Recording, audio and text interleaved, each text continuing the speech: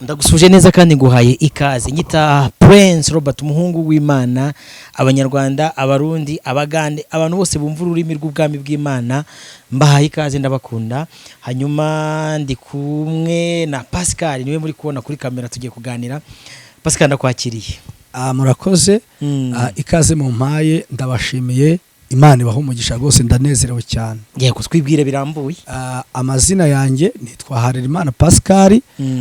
Ndi umugabo, mfite umugore n'abana 4. Mu bana 4 mbyaye, icyakoza hariho 3. Wa mbere Imana yaramwisubije. Yego. Ariko abo bana hari amateka, buri mwana wese afite amateka uko Imana yagiye mumpa. Rero ntuye mu karere ka Kicukiro, umurenge wa Masaka, akagari Kambabe, umudugudu wa Murambi. Naho ngaho ntuye, hano mujya mwumva ngo ku isantre Ipari. Utuye Ipari? Yego. Yego.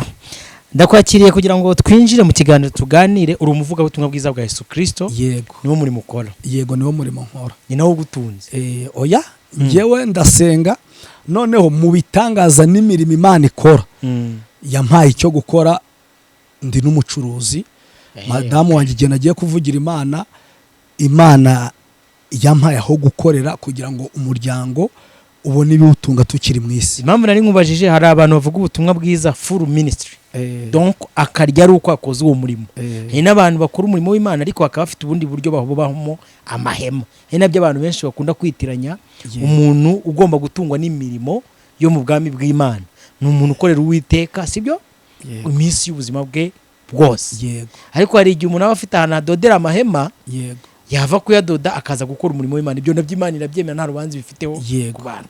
Yego. Uyu munsi rero nje muri topic nziza, abantu baradukurikira barabizi ko tugira ikiganiro cyitwa Gospel Talk. Ni ukuganira ku butumwa bwiza cyangwa se kuganira ku ijambo ry'Imana, tukungurana ibitekerezo. Yego. Pascal, ikintu nifuza ko tuganira ni ikibazo maranye iminsi numva ndi kubaza abavuga butumwa benshi muye nabo, abapasteri, abahanuzi, abigisha n'intumwa.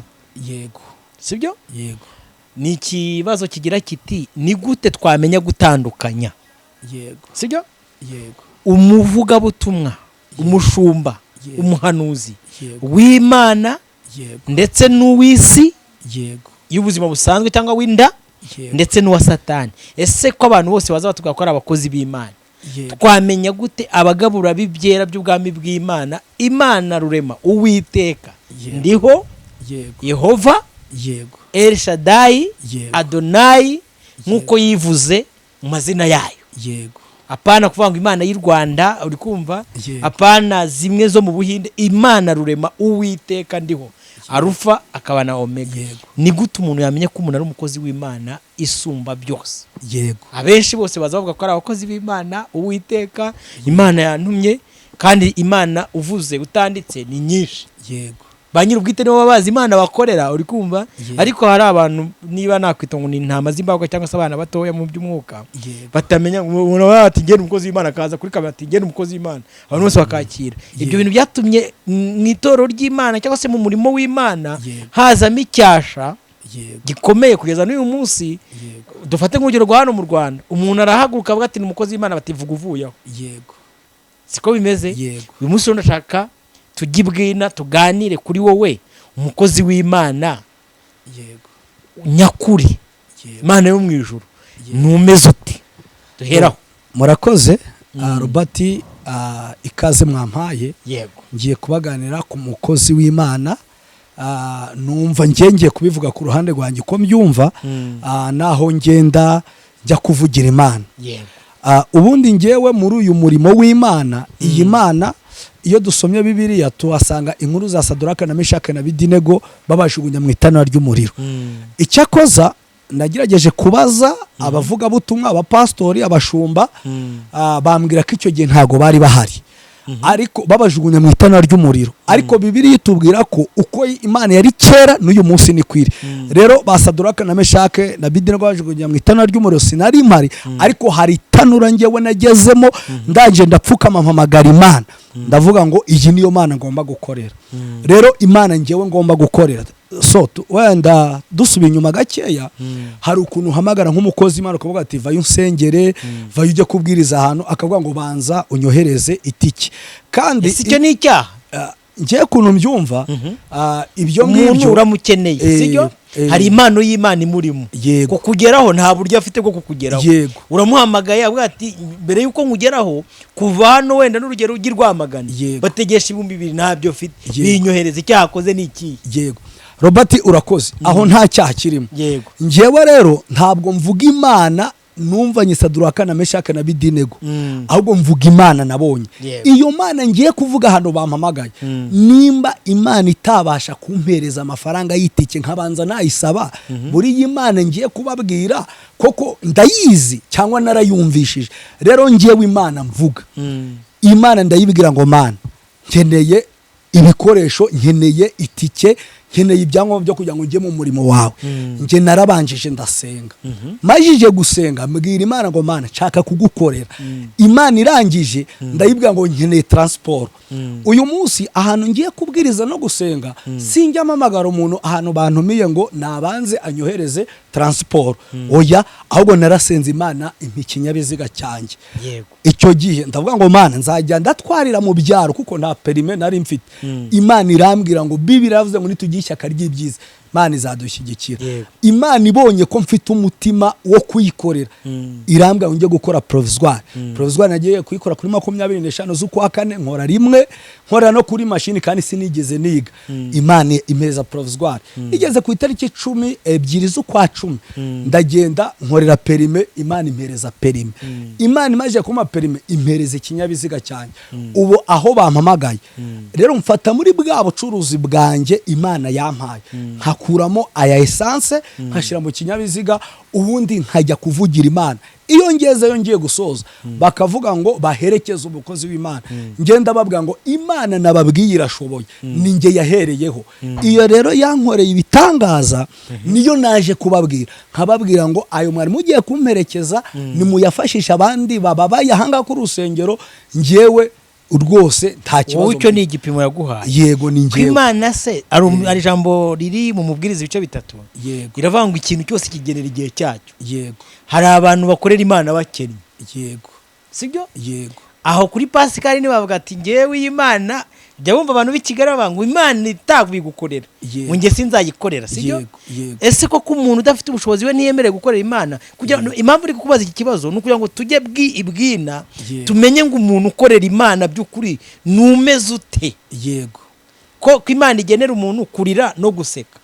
ikamugenera gukena uyu munsi Pascal arakiza afite n'ikinyabiziga ariko ejo Imana yabishatse yabikuraho kugira ngo irebe ingano z'uko angana kuko iyo Imana ibonye ibintu uri kubakaho urabiza Aburahamu yaramunezeje imuha umwana ageze imbere asanga umwana Aburahamu ari kumwubakiraho kurusha uko yizera Imana batika nestinge kwizera kwe ariko Aburahamu atsinda icyo kizamini umuntu ukorera Imana by'ukuri Pascal numeze ute kugira ngo n'abantu badukurikiye basaze gusoza iki kiganiro turi gukorana avuga atari ko byanze bikunze mu magana y'abavuga butumwa mu bigisha bagiye batandukanye twayaga tugira mbonye neza ko umuntu w'Imana ari uyu muraba kuko Bibiliya iravuga ngo hari inzira ebyiri inzira y'igihogere inyuramo n'abantu benshi n'inzira ifunganye nta muntu reka simbizi we ni wowe waramubonye ariko mu Rwanda ku myaka yanjye nta muntu ndabona uvuga ngo ngiye ngo umukozi wa Satani bose bavuga ko ari w'Imana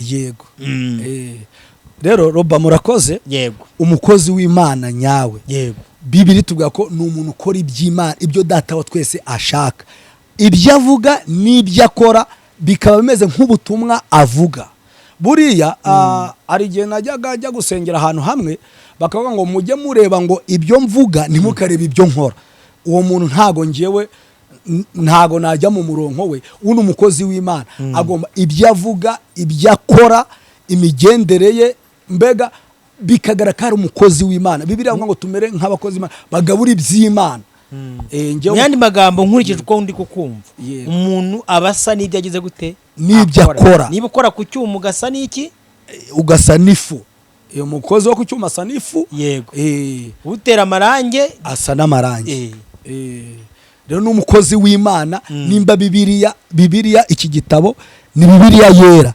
Iki gitabo rero mba kera nawe ibyo uvuga ibyo ukora aho utuye bigomba kumenyekana ko ibyo uvuga ari byo. Apana kuza nkajya ahantu nkavuga ngo ndi umukozi w'Imana, wajya muri quartier ugasanga naciye ibintu nabiyogoje, uwo ntago ari umukozi w'Imana. Aha ngaha turaza kugera ku kindi kintu gikomeye, imfura, Ikinyarwanda cyacu, inyangamugayo. Yego. Kwishobora gukora ibintu bijya gusa n'umukozi w'Imana twabibwirwa n'iki? Yego. Rero murakoze. Icyo ngicyo umbajije imfura cyangwa se inyangamugayo, ubundi akenshi umuntu ufite umuco mbega w'inyangamugayo, ufite ubumuntu, ufite ubupfura, uwo muntu kuba umukozi w'Imana biroroha cyane, kuko Bibiliya avuga ngo ibyigenge hari amategeko abihana, ariko umuntu w'imfura nta tegeko ribaho rimuhana. Rero uwo muntu w'imfura rwose ufite ubupfura, uwo ngo yabamwo umukozi w'Imana. Imana imuhamagaye byakoroha cyane rwose. Hari akantu wakomojeho gakomeye nshaka ko twitsaho. Yego. Tuganire Pascal, ndumva uri kuganira neza. Buriya abantu b'Imana iyo baganira uba wumva biri kugenda neza. Uragira uti umuntu w'Imana agomba gukora iby'Imana ishaka. Yego. Niko na Paulo yandikiye itora avuga ngo mube abera bagabura ibyera, mugendera mu by'Imana igize gute ishaka. Muririmbyi aririmba neza aravuga ngo icyo nkwiriye gukora ni iby'Imana igize gute ishaka. Yego. Aravuga ngo ndi mu mubare w'abazaba ibihumbi baramya umukiza. Yego. Ese uyu munsi umuntu udukurikiye ndi kubariza, yego, akubaje ngo ibintu Imana ishaka ni ibihe, nibura tubwire nk'ibintu nka 4. Yego. Kuri wowe ubona Imana ishaka umuntu wayakwiye kugira gute gukora. Yego. Robert, murakoze. Ibintu 4 umbajije, Bibiliya tubwira ko hari imbuto 9. Hari ukugira urukundo, hari kwera imbuto, hari ukugira mbega kwihangana, ingeso nziza, guca bugufi. Ibyo byose ni ibintu byakwereka ko umuntu ari umukozi w'Imana nyawe. Rero iyo ufite zira mbuto Bibiliya tubwira, ukaba mbega uzuzuje, abantu bagenda bareba ko ibyo uvuga n'ibyo ukora ari byo. Rero umukozi w'Imana nk'uko wari ubimbajije, ni umuntu ukora iby'Imana ishaka, ni umuntu ugenda mu mategeko y'Imana akemera gukora iby'Imana ishaka. Ni ibyo ngibyo. Ndakunganira kuko nanjye ndi umwigisha. Murakoze. Umuntu w'iby'Imana ishaka, yego, ni umuntu wera imbuto z'umwuka wera nk'uko bivuze, nk'uko Paulo yandikiye Abagalatiya. Yego. Arasobanura urukundo, imirimo myiza, urukumva, kwihangana, ubugwaneza. Yego. Kabiri, akaba ari n'umuntu utwaye intwaro zose z'Imana. Yego. Uko Paulo yazandikiye Abefeso. Yego. Yarabwiye ngo nimuzitware zose uko ari zingahe 6. Yego. Kuvuga ngo mwambara agakiza. Yego. Kugira ngo tumenye ko umuntu akijijwe. Buri muntu wambaye ingofero Pascal, yego, mu bana 1000, yego, ushobora kumukuramo ati wowe wambaye ingofero itukura, akaza. Yego. Abantu badukurikiye rero, nubona umuntu atwara intwaro z'Imana, donc iyo tuvuze intwaro z'Imana ni nagakiza, ni ukwizera. Yego. Ni ijambo ry'Imana rigwiriye muri we. Yego. Ni inkweto aribwo butumwa bwiza bw'amahoro buteguza ubwami bwa Yesu Kristo. Yego. Hari abantu muri no minsi bari kutwigisha inda. Yego. Batubwira uburyo ki inda n'ibyayo ari byiza, kandi ijambo ry'Imana ryavuze ngo bizatsembwa igiye kwibuka. Ese uyu muntu koko ubutumwa bwiza ari kwigisha nubwo ubwami bw'Imana buteguza kugaruka kwa Yesu Kristo, cyangwa ari kwigisha iby'ubutunzi bya hano mu isi? Uzi ko abantu benshi bajya babyitiranya. Yego. Ubwo turi kugenda tuganira kugira ngo abantu bagende banarondora, yego, bamenye ngo nimpura n'umuntu, yego, ibi bintu ari kunyigisha ni ubutumwa bwiza, yego, cyangwa ni ubutumwa bw'inda, cyangwa ni ubutumwa bw'ubutunzi, cyangwa ni ubundi butumwa, kuko hari ubundi butumwa. Yego. Imana igumugisha dukomeze. Bo rero murakoze. Yego. Ndumva ubutumwa bwiza. Icyambere buriya amazu, amataje, amamodoka tuzabisiga, turabikeneye ko tuzabisiga mu isi. Buriya ubwami bw'Imana buriya ni ukugira ngo umuntu ave mu byo yararimo. Nimba wenda umuntu yarari mu byaha, ibyaha hari ubusambanyi, hari ubujura, hari ukugambana, hari kutagira urukundo, ubundi ubutumwa bwiza ni ububwira umuntu kugira ngo, kuko Bibiliya itubwira ko nyuma y'ubu buzima hari ubundi buzima, hari ubundi buzima tuzabamo.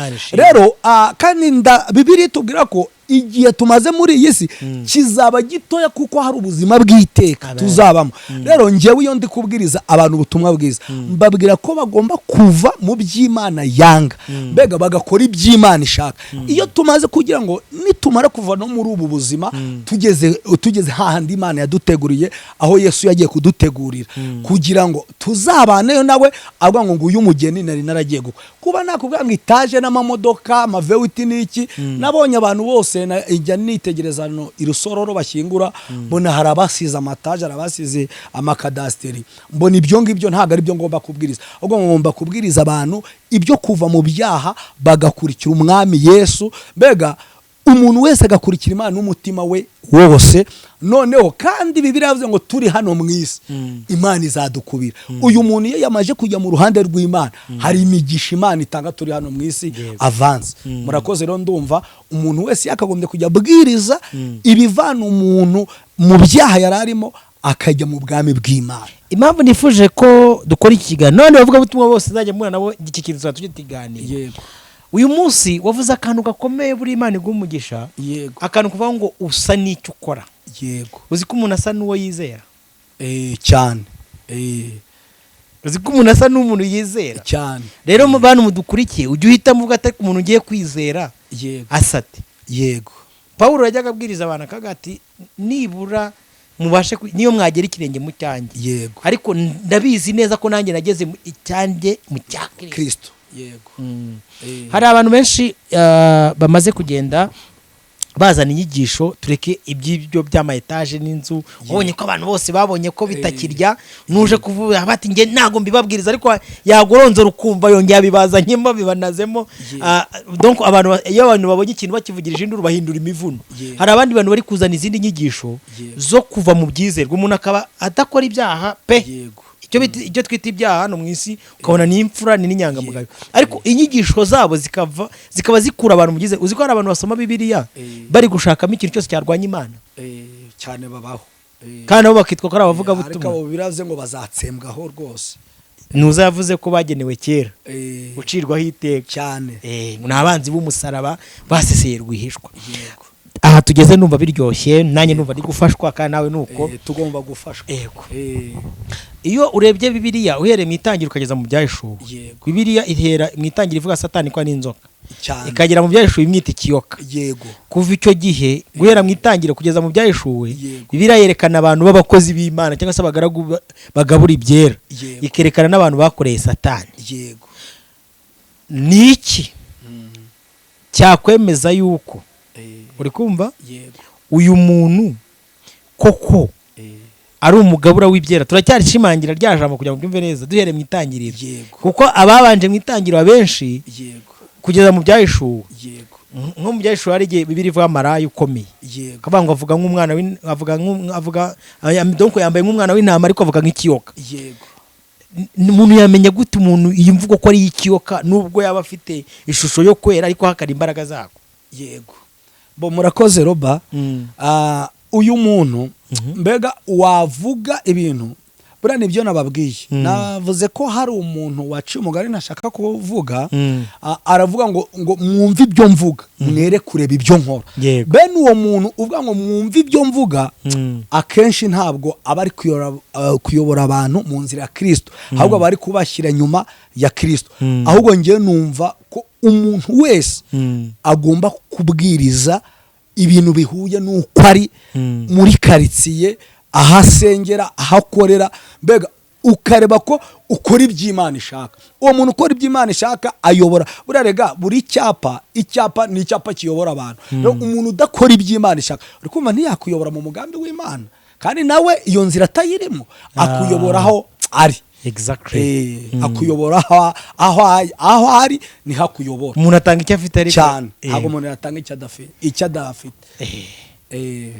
Pascal Karame, kuri wowe utugana nka Pascal, reka ijambo ry'Imana riba bitwemerera ubu nicaye kuri kamera, kandi mujye mubibazana n'abantu, mubaze ngo ibyiringiro byanyu ni ibi. Ijambo ry'Imana rivuga ngo nimutamamya imbere y'amaso y'abantu, nanjye sinzabahamiriza imbere ya Data. Ni irihe tandukaniro riri hagati y'idini n'itorero rya Yesu Kristo? itandukaniro idini umuntu ashobora kuza akakubwiriza ibintu by'idini nyine nibyo mu kanya urambwiye ngo umuntu wakubwira umurongo ukavuga ngo uyu muntu ni uwa Kristo cyangwa uyu muntu si uwa Kristo. Rero mu idini umuntu ashobora kuza akakubwira ibintu mbega akubwira ibintu byo hejuru, kugiye kubona indege, kugiye kubona imodoka, ariko Bibiliya iravuze ngo hari ibuye abubatsi banze. Iryo buye rero umuntu w'umukristo mbega ugabura iby'Imana akubwira inzira ya Kristo, ntago akubwira ko ugiye kubona etaje, ugiye kubona mu bindi birere.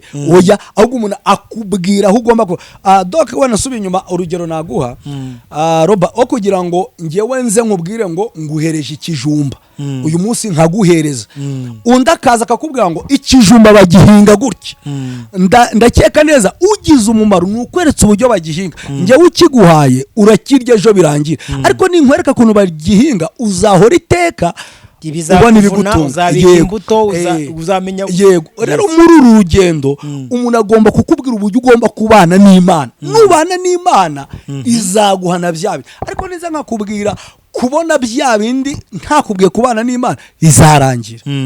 Murakoze. Yego. Imana igumugisha. Pascal, ni iki kintu Imana yagukoreye mu kubaho kwawe? Yego. Mu mibereho yawe. Yego. Ukavuga ati ngiye Imana iranyihishuriye pe, kuko Dawidi yanditse ijambo rikomeye avuga ngo hahirwa umuntu witeka agize gute atoranya. Yego. Akamwiyegereza. Yego. Ndabizi uri umurokore. Hari indirimbo mujya muririmba muvuga ngo ni igitangaza. Yego. Ni igitangaza sinzibagirwa umunsi nakizwaga. Yego. Ubwo Yesu yinjiraga muri njyewe. Ni ryari wowe ibyo bintu byakubaye ukabati mbonye igitangaza? Yego. Boroba murakoze. Ugeze ahantu numva umutima wanjye iyo ngeze ahangama numva nakuzura umwuka wera, kubera ko iyo ndebye nge iyo mageze urukumva kwa story, iyo mageze mfita kuntu mu ikofi cyangwa kuri mobile money, ntanzamuka ahantu nkiciraga bati yego zanira agafanta gakonje hano, shimire Yesu ko yankuye mu magana menshi y'abanyabyaha. Yego. Nkihi cya 10. Yego. Kibyo nejeje. Yego. Boroba urakoze. Njewe aho ndi naho ngeze na amaboko y'Imana, tugeze ahantu heza cyane. Urambwe ngo ni ikiye gitangaza Imana yankoreye. Nje nakire Yesu n'umwami n'umukiza mu buzima bwanjye, nicyo gitangaza cya mbere numvishije cyabaye muri ngewe. Rero iyo umaje kwakira Yesu n'umwami n'umukiza mu buzima bwawe, mbega hari ibintu akora. Kimara kumwakira hari ibintu yankoreye. Namwakiriye ndi umunyonzi, ejo bundi 2009 nari umunyonzi ntwari gare, kumva nta permis nagiraga, nta diplome, ntaki. Maze kumwakira muri byaza ngo imigisha yose yo mu gakiza k'Imana kubw'ubuntu twarayihawe. Kimara kumwakira rero nahise Bibiliya yavuze ngo dukomange tuzakingurirwa. Rero nahise numva ngize ishyaka ryo kubwira Imana ngo Mana majije kukwemera ndakwakiriye, nanjye ngusabye ubukwe. Natiye umugabo umwe usibye ko yarangije urugendo yitwaga Marite, yarangije urugendo namutiye impeta nyizingira mu gapapuro nandika ibyifuzo 3. Ubwo ndi kukubwira ibintu Imana yankoreye kimara kwakira Yesu n'umwami n'umukiza mu bugingo bwanjye. Mutira impeta, maje kumutira impeta nyishira mu ikofi yanjye, ndasenga. Ngiye gusenga twa dufite amasengesho iminsi 3, Imana irambwira ngo mwana wanjye kuko wanyemeye ukankurikira nanjye nzakugirira neza, wazanye ibyifuzo 3. Icyambere ngukoreye ubukwe. Hari mu kwezi kwa 10. Noneho mbaje kwizera ko Imana ikora ubukwe, ndagena bibwira ababyeyi. Bibwiye ababyeyi nari mfite 70,000 ntangiza umushinga w'ubukwe. Nari mfite madamu, ubwo nari mfite umusheri, ariko twari tumaranye nk'ibyumweru nka 2 cyangwa 3. Nje mu kuba kwa sinigeze njya mu bintu byo gukundana, kuko nabonaga byamvana mu mugambi w'Imana. Umukobwa ubwo twavuganye ibyumweru 2, naramurebaga ujya avuga ujya atekereza, hone nituburara nta kibazo azagira. Ubwo ndi kujya nkubwira ibintu Imana yankoreye nkimara kuyakira. Ubwo umusheri ubwo Imana yamaze kubyemera ku itariki ya mbere z'ukwezi kwa mbere. Urabiza bari kuri bonani mujyana mu rugo baramureba. Mu kwezi kwa 2 tujya mu rukiko, ku itariki 9 z'ukwa 3 turasezerana. Ubwo Imana yampaye umugore, nta mafaranga nari mfite. Ubwo uri kubona ko impeta ndayambaye. 2013 ku itariki 9 nibwo Imana yampaye umugore. Rero naje gushinga urugo ntaho mfiteho kuba, narakodeshaga. narakodeshaga nta nzu nagiraga ndakomeza ndasenga Imana irambwira ngo kuko mwana wanjye wanyakiriye mu bugingo bwawe nanjye ukiri mu isi nzagendana nawe kandi imigisha yose nzayiguha. Ubwo byamaje kugera guke maze gushinga urugo, madamu abyara umwana. Ngeze handi nakubwiye ngo buri mwana wese afite amateka. Madamu wanjye atwara inda, amaje gutwara inda yacakoze yabyaye bigoye, byari bikomeye, habaye amasengesho kuko yabyaye umwana wa mbere afite amezi 11. Ubwo kumva igihe cyo kuvuka cyari cyararangiye, kubera Satani ajya yigaragaza.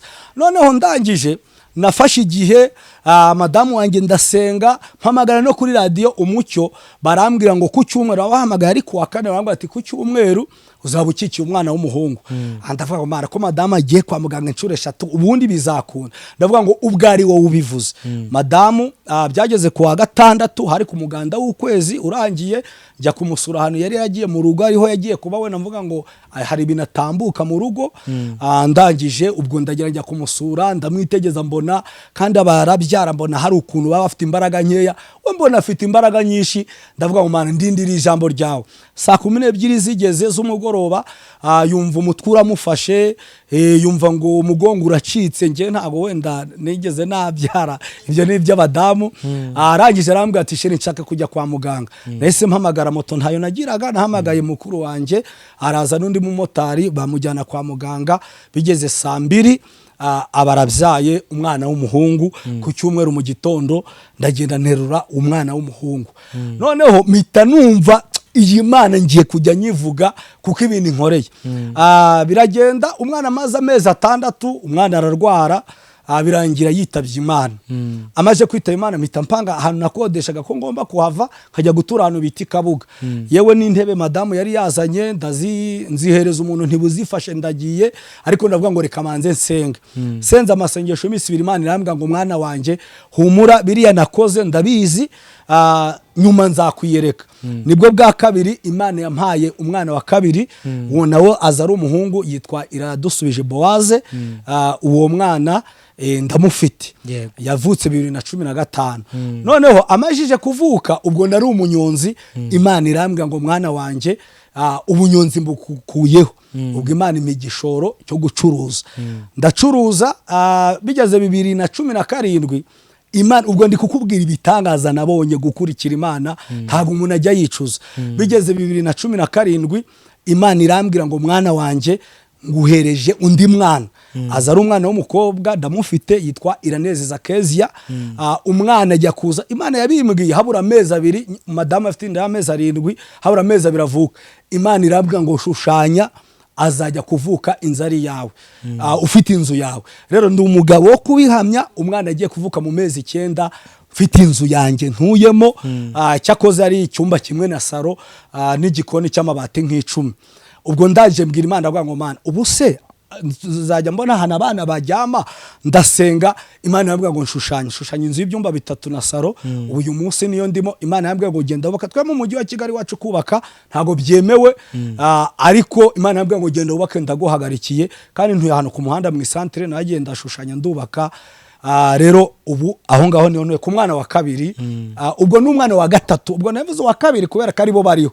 Ubwo reka mvugu wa gatatu kuko wa mbere nyine yaratambutse. Rero umwana wa 4 ejo bundi, ubwo muri ugo rugendo rwo kubaka, nanjye nabonye bitari kugenda neza, inzi itari kumera uko mbishaka, njya kwaka credit muri banke Atlantique, ndashora, ndakora, biranga pe, amafaranga arabura. Aha rero niho nabonye ukuboko kw'Imana.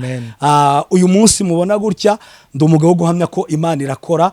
Muri mbyaze ngo na nyuma ya zera Imana irakora. Nta nzira Imana yacu irakora, kandi Imana yacu irazirikana. Rero narangije ndavuga ngo Mana ngiye kugurisha inzu kugira ngo mbone ubwishu bwa credit ya bank. Imana irambwira ngo nta kugurisha. Icyo gihe haje abakiriye bampaga miliyoni 9. Ubu tuvugana uyu munsi n'ejo 2022, ubu tuvugana n'uwama 35 sinazemera. Ubwo nashatse kugusha kugira nishyure bank, Imana irambuza, irambwira ngo we nkurikira nkorera. Mana ndayikorera, irangije Imana irambwira ngo nzakwishyurira. Imana yanyishyuriye atari amaboko y'ababyeyi, nta ngurishije. Ubu banke Atlantique narangije kuyishyura 2024 nta hantu ngurishije, ari mu bizigira by'amaboko y'Imana. Imana dukora Roba irazirikana. Rero irangije ubu yaranyishyuriye, impereza perime, impereza moto, impereza icyo gukora, igishoro kitarimo credit. Ubu ndaryoshye. Ubu iyo ngiye kuvuga Imana, mvuga Imana mvuga Imana nabonye igendana nanjye. Ubwo rero Imana ndayishimiye. Ibyo ni bitangaza nabonye Imana ikora. Murakoze. Rero ndumva nshaka ko dusatira umusozo wacu. Yego. Abantu mukwiriye kuzajya muvuga Imana mwabonye. Yego. Mwahuye nayo. Yego. Umuntu w'Imana yanditse ijambo rikomeye. Rikomeye aravuga ngo dore ingororano z'abizera kugira ngo abantu babyumve neza. Yego. Bibiliya iravuga ngo dore ingororano z'abizera nizi. Yego. 3. Yego. Ubukire. Amen. Icyubahiro. Amen. Ubugingo buhora. Amen. Ibyo bintu bitatu ku muntu bifite. Yego. Ku muntu bifite. Yego. Ku muntu bifite. Yego. Niba ari ikintu kiryoha. Yego, n'ugukora Imana bifite. Kiryoha. Yego. Nukuba Imana ifata ku cyubahiro cyayo. Yego. Ikavuga ngo kuko wanyubahishije. Amen. Undi abantu benshi ntago barahishurirwa. Yego. Bamenye kugira ngo Imana iguye ku cyubahiro cyayo. Yego. Ntago ikigwa kuko ukiyambuye. Yego. Kuko yaravuze ngo ndirahiriye n'Uwiteka. Yego. Icyubahiro cyanjye nta muntu n'umwe tuzagira gute tuzagisangira. Ariko kuko uwacu yanditse avuga ngo uba mu bwihisho. Yego. Bw'iyo ngiyo isumba byose. Yego. Ahama muri icyo gicucu cyishobora byose. Amen. Hallelujah. Amen. Umuntu rero muri icyo gicucu cyishobora byose, imirasire yo gukiranuka kwayo. Yego. Iyikurasiyeho. Yego. Niho abantu bavuga ati ariko Robert na Pascal turabubaye. Amen. Kuko Imana iri muri ubundi ntago abantu bakatwubashye bitewe naho twaturutse. Nta nubwo abantu bakatuvugishije bitewe naho nta n'icyubahiro twakagize. Kuko Imana yashyize imbaraga zayo muri twebwe. Yego. Izo mbaraga nizo abantu bakwiye kubaha tukabyungukiramo. Amen. Hallelujah. Amen. Ikindi cya kabiri niba hari ubutunzi bukomeye Imana yashyize muri twebwe, nuko tubikiwe ikamba ry'ubugingo. Imana ishimwe. Yego. Ari abaririmbyi bo mu Gatenga bararirimbye nuko ejo banengushye ariko bura ntacyo Imana ibamubwiye. Barenge bango twebwe. Yego. Icyo turusha abandi. Yego. Nuko twasezeranijwe. Yego. Ubugingo. Amen. Abaravanga icyambere tuzabona Imana Data. Yego. Hallelujah. Amen. Icya kabiri tubikiwe ikamba ry'ubugingo buhoraho. Yego. Paulo yaravuze ngo sinjye ngenyine. Yego. N'abandi bera. Yego. Bose. Reka nere kubwiriza sinjye kubwira byo kiganiro. Uzikubwiriza mumva amavuta aramanutse. Ariko Imana yatubikiye ikamba ry'ubugingo buhoraho. Ikindi turi no mwisarega. Yesu buri abantu bajya basoma bajya basoma bumve amagambo Yesu yavuze banayuba. Yesu yavuze ngo turi no hano mwisi aturindiyemo. Yego. Ngo azadukubira ishuri ijana. Yego. Turi mwisi. Nanjye uzanshake ngo ubuhamya Imana yabigenjeje ko twamaje kumenyana. Imana yabigenjeje neza. Yego. Kora iby'imbaraga shana nta mubyeyi ushyizemo kuboko, nta muntu uzaza kumbwira ngo ngiye ngo ndiyokora umihari ibintu nakoze. Uri kumva Imana igakora ibintu by'imbaraga. Yego. Haleluya. Katetegeze kubwiza abango dusubije amaso inyuma. Ariko Mana warakoze Yesu. Pasika ubu nawe usubije amaso inyuma ukate. Niba ari ibintu bitatu bivuna muri Kigali kunyonga igare birimo. Waroba urakoze uravuze ngo dusubije amaso inyuma. Ejo bundi narebye ubwo urukuma mu bukwe bwanjye nta kamera yari ihari. Yari photographe. Narebye ifoto nakoresha mu ikadiri ngo shire muri salo. Ndayireba ndayibura pe. Nari icyo gihe nari mfite ibiro 50 nari meze nabi igare ryari ryaranzezengeje ndayibura. Ariko Imana yarakoze. Hari igihe abana bakureba batwurinyo ni papa cyangwa yego. Bari amafoto y'ubukwe. Yego. Anashyira n'uyu mugata kuyu ntago ari papa. Ariko Imana yakoze iby'imbaraga. Imana ishimwe. Ndagira ngo abantu tujye tubaho tuyishime, tuyihimbaze kandi ntago Imana ikora iby'imbaraga iduseta dukira niyo turi mu cyitwa makuba. Buri ahantu Imana yigaragariza cyane mu makuba mwana. Cyane. Yego. Buri Imana ntago yigaragaza mu butunzi gusa. No mu makuba yacu Imana irigaragaza. Yego. Kuko wacu ravuze ngo ibyago n'amakuba by'abantu bakiranuka. Yego. Biba ari byinshi. Ariko muri ibyo byinshi byose Imana ibafasha muri ibyo muri byose. Imana igumugisha rero. Yego. Sinzi wenda niba ari indi tsikamutima iri ku mutima wawe. Yego. Dusoza ikiganiro cyacu. Yego. Ariko niba hari icyo wumva Imana ishyize ku mutima wenda navuga ngo mu minota nk'itatu watubwira iki Imana iteretse ku mutima wawe tugasoza ikiganiro. Urakoze Robert. Sinabura ikintu numva kiri ku mutima wanjye ni ijambo ry'Imana kuko Imana niyo ingejeje ahangaha. Iyo dusomye mu Bami ba kabiri ibice byaho 4 tuhasanga inkuru ngo Elisa akiza umupfakazi umwenda yari arimo. Uyu mupfakazi yari afite umugabo wubahaga Imana akayikorera, amajije gupfa Imana izirikana Imana izirikana ko umugaragu wayo yayikoreye. Umwishyuza hageze ashaka kujyana bari abana ngo abagire imbata ze, Imana itumaho umuhanuzi Yesaya iramubwira ngo genda umubwire ko ndi Imana izirikana. Ahita uriya muhanuzi amubaza ngo ufite iki? Aravuga ngo nta kintu mfite. Ayamubwira ngo genda utire ibintu mu baturanyi ubundi wikingirane mu nzu. Rero uwari uzi amateka abantu bazi ko yashomye byarangiye, bukeye basanga Imana yahinduye amateka, uwaguraga ku tutadowa tw'amavuta basanga ari kuranguza. Rero ikintu numva kinejeje nuko iyi Imana ni Imana izirikana. Iyo usomye Ezekiel 3:7 haravuga ngo iyerekwa ry'amagufwa yumye.